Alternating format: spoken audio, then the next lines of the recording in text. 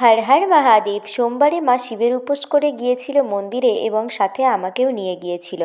এখন আমি উপোস সেরকম খুব একটা করি না বললেই চলে, কিন্তু গিয়েছিলাম মায়ের সাথে।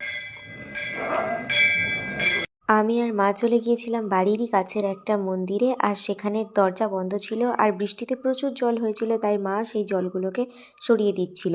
এরপরে শুরু হলো পুজো। মা নিজের মনের মতন করে পুজো দিচ্ছিল আর আমি পেছন থেকে একটু ভিডিও করে দিচ্ছিলাম। এই মন্দিরটি নতুন হলেও এই শিবলিঙ্গটি ছিল বহু পুরনো, আর যাকে এই মন্দিরে স্থাপন করে যত্ন সহকারে পুজো দেওয়া হয় রোজ। তো যাই হোক, আমাদের পুজো শেষ হয়ে গেছে আর তারপরে বাইরের দৃশ্যটা দেখছিলাম। মন্দিরটাও দেখো ভীষণ সুন্দর। মা ফিরে চলে আসছিল আস্তে আস্তে। রাস্তার ধারে এই ফুল গাছটা দেখে মা বলল খুব সুন্দর, তাই বললাম তুমি দাঁড়াও, আমি বেশ কয়েকটা ফটো তুলে দিই। এরপর বাড়ি এসে দুধ জাল দিয়েছিলাম আর সেখানে মা পায়েসের চালটা দিয়ে দিচ্ছিল। তো আমি এর আগে কোনোদিন পায়েস বানাইনি, তাই ভাবলাম আজকের পায়েসটা আমিই বানাই।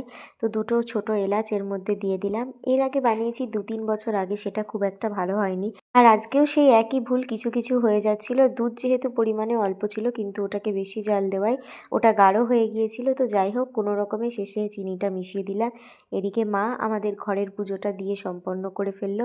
আর এবারে আমি এই পায়েসটাকে বাটিতে ঢেলে নিলাম, যাব আমাদের গোপালকে দুপুরের ভোগটা দেওয়ার জন্য। তো আমি পায়েসটা নিয়ে যাচ্ছি গোপালের কাছে, আর শেষমেশ গোপালকে ভোগ দেওয়া হয়ে গেল। ভিডিওটি ভালো লাগলে অবশ্যই একটি লাইক করে পাশে থাকবেন।